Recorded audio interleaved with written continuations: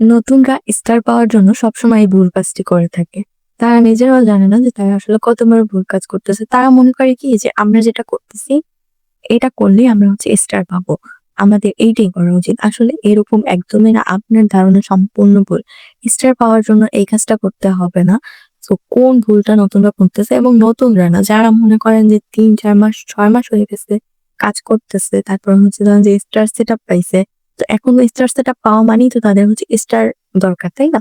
তো তারা স্টার পাওয়ার জন্য এই ভুল কাজটি করে থাকে। কি সেই কাজ? চলুন আজকের ভিডিওতে আমরা জেনে নিই। সো হ্যালো এভরিওয়ান, আসসালামু আলাইকুম। কেমন আছেন আপনারা সবাই? আশা করি আপনারা সবাই ভালো আছেন। আল্লাহর রহমতে আমিও ভালো আছি। আজকের টপিকটা কি নিয়ে সেটা তো জানেনই যে আসলে নতুনরা স্টার পাওয়ার জন্য সবসময় ভুল কাজটা করে। দেখেন, নতুনরা যারা ফার্স্টে স্টার সেটআপটা পায়। স্টার সেটআপ পাওয়ার পরই সবার মাথায় একটাই চিন্তা যে আমি স্টার কোথায় পাবো? কারণ স্টার থেকেই যেহেতু আমাদের ইনকামটা আসে, সেক্ষেত্রে আমরা স্টার কই পাবো?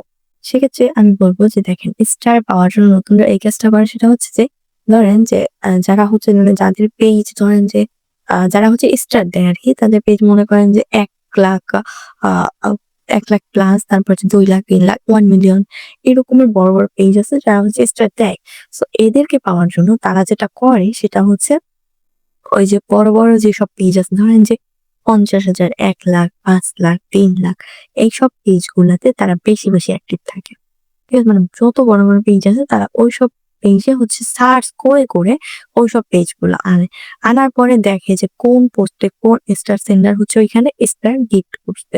তারা তারপরে কি করে যে তাদের ওখান থেকে সরাসরি বলে যে, "আসলে ভাইয়া ভালোবাসা দেন, আমার ফুল লাগবে, আমার স্টার লাগবে, আমার এইটা লাগবে, ওইটা লাগবে।"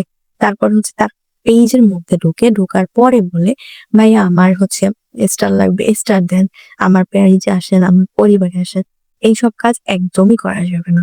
তারা কি করে যে বড়, বড় যেসব পেজ আছে ওইগুলাতে অ্যাক্টিভ থাকে, ওইগুলার উপর ফলো করে যে কখন কোন স্টার সেন্ডার আসলো তাদেরকে গিয়ে তারপরে এমন কথা বলে। ঠিক আছে?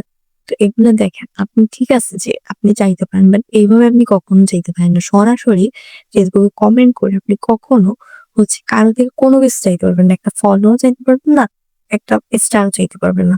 আপনাকে তার প্রতি ভালোবাসা দেখাতে হবে যে আপনি আসলে তার কাছে কতটুকু অ্যাক্টিভ আছেন, আপনি তার ভিডিও কতটুকু দেখেন এবং যে আপনি তার পেজে কতটুকু অ্যাক্টিভ আছেন। সে পোস্ট করার সাথে, সাথে আপনি দেখতেছেন কিনা।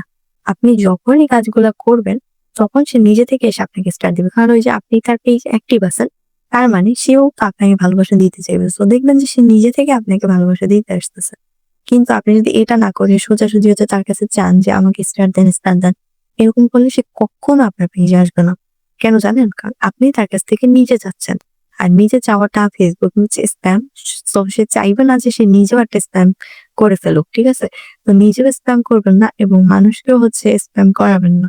আর এসব কমেন্ট করাটাও ভুল। এসব কমেন্ট আপনি ফেসবুকে করলে স্প্যামিং কমেন্ট বলে ধরা হয় এবং সেগুলোতে আপনাকে কমেন্ট ব্লকও দেওয়া হয়। কমেন্ট ব্লক পাইলে আপনার রিচ এনগেজমেন্ট ডাউন হয়ে যাবে। সো এইসব কমেন্ট কেউ কখনো করতে চায় না। প্রত্যেকটা স্টার সেন্টারে ভালোবাসা দেন, ফলো দেন, তাদের ভিডিও দেখেন, ছাড়ার সাথে, সাথে কমেন্ট করেন, সুন্দর, সুন্দর কমেন্ট করেন, গঠনমূলক কমেন্ট করেন যে কমেন্টটা তার ভিডিও রিলেটেড। এমন কোনো কমেন্ট করবেন না, পাশে থাকবেন, ভালোবাসা চাই, সবাই আমার পেজে আসো, ঘুরতে আসো, তারপর নতুনদের জন্য ভালোবাসা রইলো। এইসব কমেন্ট করা যাবে না। এমন কোনো কমেন্ট করেন যেটা গঠনমূলক কমেন্ট হয়।